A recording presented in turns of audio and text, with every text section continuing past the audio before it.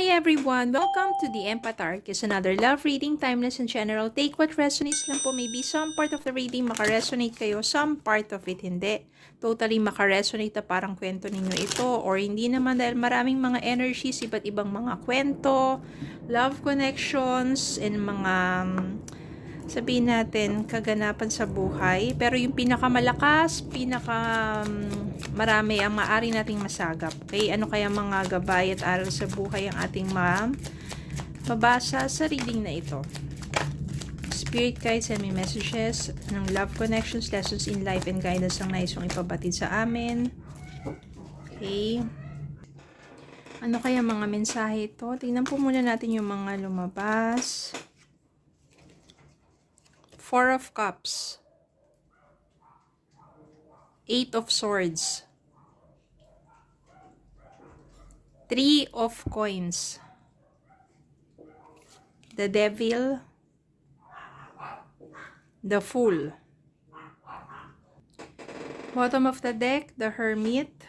Kuha pa tayo ng isa, Justice.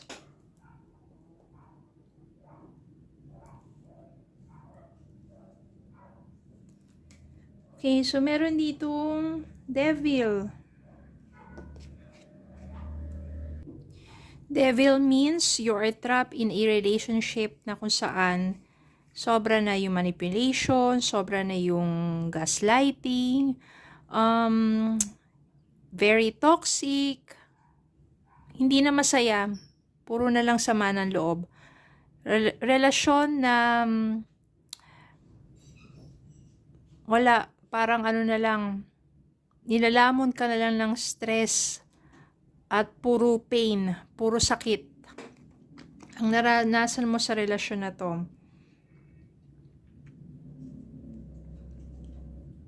Nagawa mo makaalis sa relasyon na to kasi meron ditong the Fool, meron din ditong the Hermit. Maari sa time na nakalaya ka na sa relasyon na yon, nag-hermit mode ka na lang. Ibig sabihin niya, nagpakalayo-layo ka and looking for spiritual reflection. Ayaw mo munang parang makisalamuha sa ibang tao because mas more na gusto mo nang mas maging silent or yung gusto mo yung parang ikaw lang mag-isa. Sa tindi ng naranasan mo sa taong yon, kaya siguro meron kang trauma. Mas maganda na lang na yung hermit mode dito is looking for spiritual, sabihin natin, clarity. Kaya mas minabuti mo na lang na magpakalayo-layo at mag-isa mula. For soul searching, because sobra kang napagod, sobra kang nasaktan dito sa relasyon na to. You need some time for soul searching. May mga times din na doon sa mapag-isa ka, binabalik-balikan mo, inaalala mo pa rin yung person mo. You keep thinking of your person na parang feeling mo kasi wala na ibang tao na magmamahal sa'yo. Nakastuck ka dun sa thinking na kahit nasabihin mong nakalaya ka na doon sa taong yun, nakawala ka na sa taong yun, parang wala namang ibang taong parang magmamahal at tatanggap sa'yo. Parang iniisip mo na nandiyan ka lang, wala ka ng patutunguhan pa. Siguro sa sobrang tindi ng mental health, naapektuhan mental health mo sa gaslighting ng taong to, no? Ganun na lang yung naging thinking mo, na parang siya lang yung taong mapupuntahan mo, siya lang. Wala ka ng iba pang, di ba wala nang magmamahal sa'yo, wala nang ibang magtatanggap sa'yo, sobrang tindi. Mabuti na lang dito sa spiritual reflection mo, dyan pinapatibay ang iyong faith kay God. At maaring na-realize mo na you are loved. Nagkataon lang na nasa maling tao ka before, kaya naman sobrang nasaktan ka, parang natapakan na yung pagkatao mo, parang wala, talagang matindi yung dinanas mo sa taong to. Mabuti na lang nakalaya ka na dyan. And darating din naman yung time of healing. Um, Magiging ready ka na to explore the world. Kung dati nandiyan yung trauma mo, unti-unti mag-open up ka sa mga possibilities sa buhay mo, and you are ready to take the risk to explore the world again. Handa ka nang makipagbakbakan ulit. Hindi. Handa ka na muli sa buhay mo na humarap sa panibagong yugto ng buhay mo. Yan. Dito, 3 of Coins, merong someone na tutulong sa'yo to work hard for your dreams. Parang dito mas magfo-focus ka muna sa sarili mo, tatrabahuin mo, gusto mong ma-achieve yung mga goals mo na hindi mo nagawa ng mga panahon na nandito ka pa sa isang toxic relationship. Yung 3 of Coins dito is working, cooperation, maaring sa trabaho ito kung magkakaroon ka ng panibagong trabaho o iba pang mga opportunities. Magandang cooperation to sa mga kasamahan mo. At maganda rin naman yung pakikitungo nila sa'yo. Doon mo mararamdaman na mabait pa pala ang mundo para sa'yo. Dahil may mga taong tumutulong sa'yo para makabangon ka. At dahil dyan, magkakaroon ng justice, magkakaroon ng hustisya sa buhay mo. Tignan natin kung anong mangyayari sa person mo at ano pa ang mga possibility na mangyari para sa'yo. Spirit guide, send me messages. Doon muna sa person niya na very toxic. Ano ba yung mga pwedeng mangyari doon? O nangyayari o mangyayari.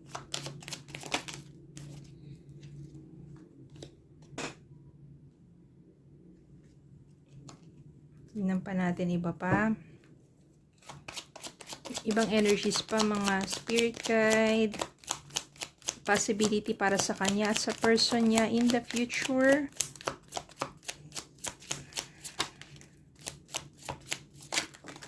Oh, ang dami na.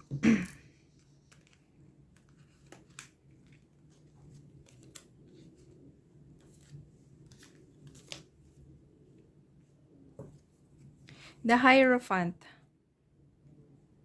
10 of Coins. Queen of Wands. The Magician. 7 of Coins. Knight of Cups. The Moon. 3 of Wands. Parang puro sa'yo lahat ito. Ito yung magiging future mo. Akala mo parang masyadong madilim na lang ang iyong kahantungan.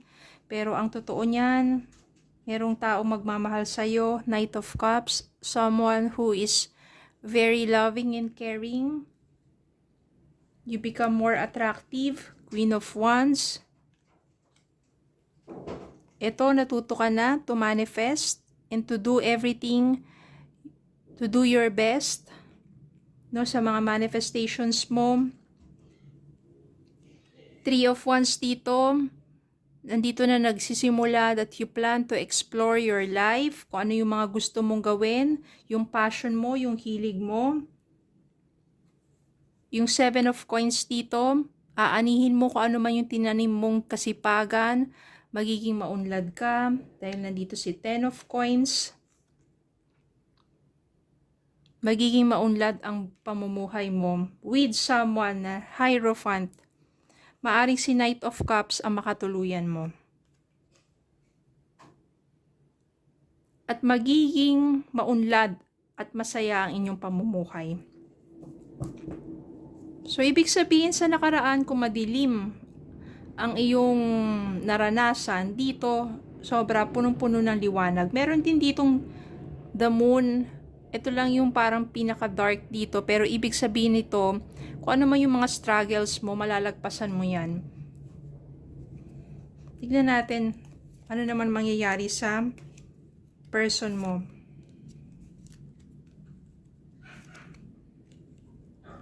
Death.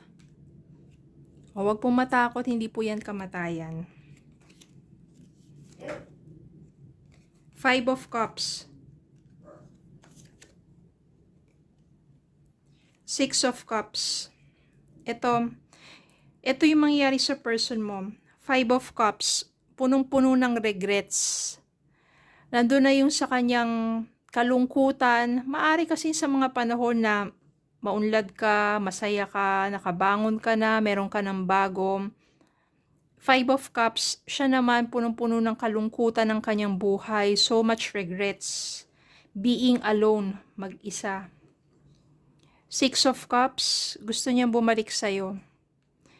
Naaalala niya ang mga memories niyo together, siguro nang hindi pa siya toxic. Nandito yung Death. Nagkakaroon na ng pagbabago sa kanya. Transformation, panibagong pagkatao, for a change for a good. No, kung kailan kasi masaya ka na, okay ka na, maunlad ka na, happy ka na with your new relationship with someone, siya naman nakaramdam ng matinding kalungkutan. Siguro marami siyang naranasang dagok. Ganyan kasi talaga, yung justice, lumabas dito kanina yung justice, ibig sabihin yan, nagkaroon na ng justice, no? Kung siya yung dating toxic, nakamtam na niya yung nararapat sa kanya, which is marami sigurong naranasang karma yan. Ikaw naman, para sa'yo naman is, nakamit mo na yung hustisya by having someone na talagang magmamahal sa'yo at mas maunlad na pamumuhay. Then, doon dumating yung time para sa kanya na magbago. Dahil siguro, kinurot na siya no, ng tadhana. No, kaya maraming naranasan niya na pagdurusa sa buhay niya. Especially nang nawala ka na sa kanya. Doon niya nakarealize at nagbabago na siya. Gusto niya man bumalik sa'yo, pero sorry, it's too late. Too late na. Dahil meron ka ng iba, masaya ka na. At for sure naman, hindi mo na rin naman babalikan yan. Hindi mo naman iiwan yung bago mo na tunay na nagmamahal sa'yo para lang bumalik doon, di ba? Sasaktan mo naman yung isa. So, siguro hindi naman ganun. Kaya ganun, minsan, we have to learn our lesson. We have to be brave and strong, especially kapag dumanas ka sa isang relasyon na sobrang toxic. At ang pinakamahalaga dyan ay bumangon ka. Doon naman sa tao na nakapanakit sa'yo, patawarin mo na siya. Kahit hindi mo kailangan sabihin sa kanya, pero sa sarili mo, hayaan mo na, i-let go mo na yung pain. Patawarin mo na lang siya. Ayun na nga, kinarma na, 'di ba? So, hayaan mo na lang. Importante, magpatuloy ka sa buhay mo. Continue to be good. Maging mabuti pa rin. At bibigyan naman sa iyo ang nararapat. Kundi yung isang mabuting tao at isang masaya at maunlad na pagsasama or buhay. Okay, so yun lang po. Maraming salamat po for watching. Please don't forget to like, share, comment, subscribe, follow me on Facebook and YouTube. Have a good day po and God bless.